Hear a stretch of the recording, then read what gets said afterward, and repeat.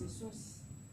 Izao no lazainy tompo amin'ny vaosiny dia kirosy izay notantanany tamin'ny tanany ankavanany mba andreseko firenena eo anoloany sy amahafy ny fehikibon'ny mpanjaka mba amoako varavarana eo anoloany ka tsy hirindrina tsony ny vavahady.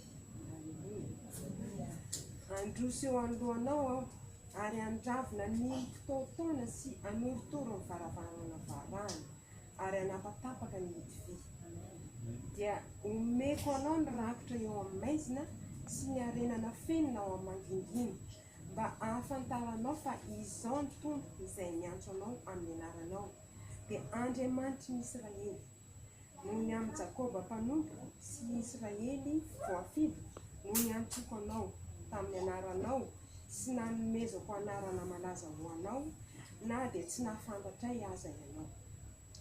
Izao ny tompo fa tsy misy hafa, tsy misy Andriamanitra afa-tsy izao. Izao nefa mampisikina anao kanefa tsy nahafantatray ianao. Mba ahafantarana trany amin'ny fiposahan'ny masoandro ka trany amin'ny filepehany fa tsy misy afa-tsy izao. Izao ny tompo fa tsy misy hafa.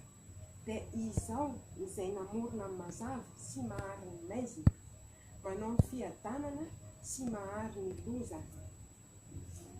Izao tompo no manao izany rehetra izany. Manateteva avy any ambony ry lanitra ary aoka ny habakabaka ampilatsaka fahamarinana. Aoka ny tany hisokatra ary aoka ho vokatra avy amin'ireo ny famijena ary aoka hitsimoka miaraka amin'izay ny fahamarinana. Izao tompo no efa natompo izany. Izany no tenin'ny tompo. Soa